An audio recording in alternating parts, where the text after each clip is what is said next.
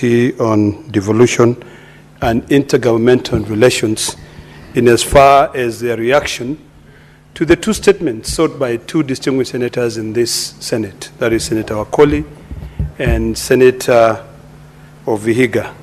Mr. Speaker, it is embarrassing, and I have to begin by saying it is absolutely ludicrous when it comes to a point where the people we fight so much for, the county governments, to be able to get money, end up collecting on-source revenue. But when they collect on-source revenue, they don't convert that money into services, leading to boycotts by traders because of lack of basic services like sanitation, water, security in their markets. Mr. Speaker, it really begs the question, why are we here then? Why are we fighting for these traders? Why are we fighting for these county governments to make money, to get money? Every so often, when we have business in the order paper that revolves around division of revenue, all of us are here. And we are diligent in making sure that we fight for our counties to get money. Mr. Speaker, I don't know when we are going to teach these governors to run counties as if they are businesses. They need to get business 101. When you talk about business, you have to look for profit. And the only way you can make profit is by ensuring that you've got the following factors. One, you've got your environment of business being perfect. Number two, you've got the after sales, services. Now, in this case, you expect traders to be able to collect money to pay you taxes. But you don't give a hoot about their toilets. You don't give a hoot about their security. Where are we going? Sometimes I wonder whether we just do things for the sake of doing them to appear as if we are doing. One of my biggest pet peeves, Mr. Speaker, has got to do with constructions of markets by the Ministry of Housing and Urban Development, yet with this program funded by the national government, but the markets are not being utilized and they are not being completed. A couple of days ago, I raised a serious concern with the powers that be, including also the Ministry of Housing, that in Narok County, we spend 1.3 billion shillings from the national government. Two markets were built. One in a place called Suswa. I'm sure you know Suswa. The next one was in Tulele. We went there with the president and launched those markets. But until today, those markets have not been operational. When I sit here and I listen to the problems of Luanga, and I listen to the problems of Vihiga, and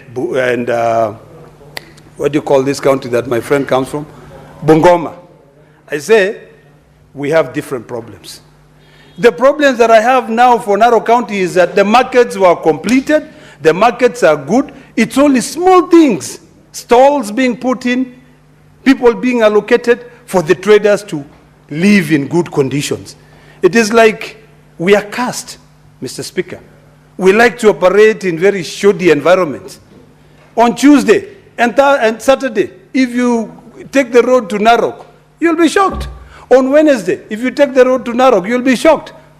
In Suswa, people, it's littered with a bunch of people, traders on the road, yet there's a beautiful market, which is just a white elephant project there. It's embarrassing. I'm livid. I want to see things change. You call, you make noise, you raise concerns, but sometimes you're just like, what are we doing? You see a toilet being constructed, and it goes 2 financial years. The county needs to lift, it needs to pull up its socks when it comes to the issue of completing projects. The national government also must do the same. Because why do we spend 1.3 billion shillings to put up 2 beautiful markets? And then there's a wrangle between a few people on who is going to be the trader there. Then why did we build them in the first place? So, Mr. Speaker, These are the kind of things that we need to investigate.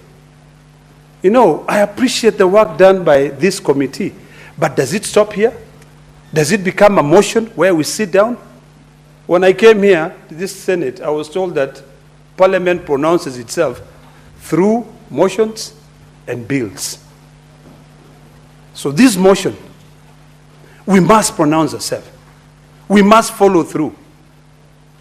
You know, I really would have loved to see us having an implementation committee. So that implementation committee, when we move a motion like this one, trying to make life easy for our citizens, that committee will run with it. But now, because we are left with the committee self-implementing, I want to beseech the Committee on International Intergovernmental what do you call devolution and intergovernmental relations to take the resolution of this Senate and run with it. Please come to Narok. Go to the Ministry of Housing. Ask P.S. Hinga what is happening. Why are we not completing these two markets in Narok? Move from there, go to Bomet. See the conditions. Whatever resolution we come up with, go to Vihiga and Busia. Sit down. Let us consult. The moment we consult is the moment we can be able to move forward. If the problem is selecting traders, let those ones who are there first, when it comes to the issue of Narok, let them go in first and then the rest can follow suit. This is a matter that determines legacies. This is a matter that tells us whether this government is working or not. I want to drum up support for things that are concluded, but I don't want to do things halfway. So when I heard that this committee was investigating this issue because of the statements by my two colleagues, I wish I had also raised my statement, but I chose to call the ministry and say, please, leave that ministry, go to that place and make sure those markets are working. Finish those toilets. Because if you don't do that, today, traders in Luanga have boycotted. They have said we will not pay taxes. Tomorrow, it will be traders in Kirinyaga saying we will not pay taxes. Even if in Wasingishu they bought a beautiful AC plant to be able to fix their roads. And I think the first person who bought that one was the chairperson of health. You know, I don't know whether it was him, but I just saw a new one coming up the other day. You know, we want to see those kind of services where we are fixing our roads. Why do we have to still behave as if we are living in the 19th century? Mr. Speaker, today we had a session with the ambassador of South Korea. And one of the things that he said, which really struck so deep, is that South Korea is such a small country. You can take South Korea and fit it into Kenya 5 times. 1, 2, 3, 4, 5. They have the same population as we have here, around 56 million people. But guess what? They are doing so much better than we are. In fact, he was telling us with the speaker that your country is so good that if you guys just have a few foreign direct investors here, you can bypass us because we don't have external threats. In South Korea, North Korea is threatening them on the border. The other side, China. The other side, Japan. And they're still struggling. Everybody now here, in fact, I think if I look around, you'll see every senator here having a phone from South Korea. You know, because they care about their surrounding. You know, they care about their environment. We need to start caring about our towns. We need to start working. Every so often, Mr. Speaker, we talk about not having jobs. You know, lack of jobs. These markets we are talking about, if you give these youth who are here, give them some little money. You know, like now I'll go back to that, I think it was called the Hustler Fund. You buy a crusher, you buy cabro making machines, you give these youth, you tell them go to Luanda, fix that market, and then you give others metal, tell them, these are welding machines, make stalls. You will not have Gen Zs on the street saying we are jobless, because everybody is going to be busy working. I want us to start thinking like entrepreneurs. I want when you sit here, the younger generation will want to emulate you. They'd want to say, when I grow up, I want to be like Senator Cherargei, because he's not only being a legislator, but he is becoming a farmer. You know, one of the facts that maybe a lot of people don't know about Senator Cherargei, you know, that maybe you need to know, is that this young man was once a milk hoarder, you know, trader. He used to work, actually a hawker. He used to move from one home to another selling milk. And look at him now. He's a senator of Nandi. Now, if we don't fix our markets today, is it the next generation who are going to be jobless? Are they the ones who are going to find money to come and fix those markets? Senator Otsotsi, a good friend from Busia. Not Busia, but not Vihiga. This Wakoli is from where? From Bungoma. Just said something which I want to repeat here. That when these governors come to these oversight committees, can we please take them to task?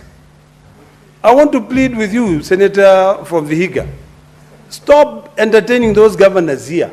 Let's go to our counties. So when we are carrying out the oversight, we can actually walk around, we can go to those markets and shame them. Every day we keep on fighting about how much should go to counties, but we are just literally ticking a box. So I appreciate the sentiments of Senator Wakoli by saying we need to take these governors to task. When we read these reports, I think was it the day before yesterday that the majority leader laid before the Senate all the Auditor General reports of all our counties. Take them. Go down, go up there. Now, with this committee, you need to start thinking outside the box. Okay? Do things completely unorthodox. Don't follow the script. Go and say, okay, how much money was given to you to do these markets? You know, what have you done with them? Let us now start thinking on how we can scrutinize the budgets. Project-based budgets. There are softwares now. You can go and say, okay, this is your budget, yeah? Let's pull this budget out. Who are the suppliers? Let's follow the suppliers. Every one of them. Did you supply these things? Yes, if they did supply, they paid taxes. We can follow through. You follow the money trail. And by doing so, we will bring change to this country. But today we will not bring change because so long as there is a budget, even before that budget has been implemented, some other people go and sit down and say, we need a supplementary. So, you negate the importance of your annual development plan, your county integrated development plan. So you just come up from nowhere and start saying, let us do this. We'll do that. We need a supplementary budget. I would rather you say, we budgeted for this. We did not have the funds to be able to develop this market. But in the next financial year, we will follow through. What we did not finish, we complete. I would rather you sit down, you carry out public participation, and engage the citizens on the importance of planning. By so doing, we will change our country. I want to beseech my brothers and sisters from both sides of the aisle that it is about time that we start looking at how we change our economy. Every so often we talked about bills here. Yesterday we were talking about, economy versus health. Earlier today we were talking about issues of Thange. And I'm so happy that the Cabinet Secretary of Health has decided that he's not going to play any politics anymore. That enough is enough. He's going to make sure that under Section 118 of the Public Health Act, he issues an order you know, he makes sure that Kenya Pipeline Corporation fixes the problems. The last time Section 118 of the Public Health Act was implemented was during COVID. If you read the law properly, you will see that that section of the law defines what is a public nuisance. And health, markets being dilapidated, being dirty with no toilets, that's a nuisance. So we just need to be holistic in our approach to solving problems, and we will see this country going further. But Mr. Speaker, if we don't do that, these young people who are watching us here deliberate on issues, on the problems that we have as a country, we will come back here. They will be here. And if you read the Hansard, in 10 years' time, when I'm no longer in this Senate, and a young man who is watching me here is sitting here, he'll be saying the same thing that Senator Ledama Ole Kina was saying. So let us have a way of not just ticking boxes, but actually making sure that we follow through. And I do hope that Senator of Vihiga and Senator of Bungoma, you will not just raise a statement and you end here. Let us go and implement. Let us all go there, join those traders, because there's really no sense in you charging traders taxes and you don't even bring them simple things as water. Mr. Speaker, I support. Senator James Murango. Asante sana.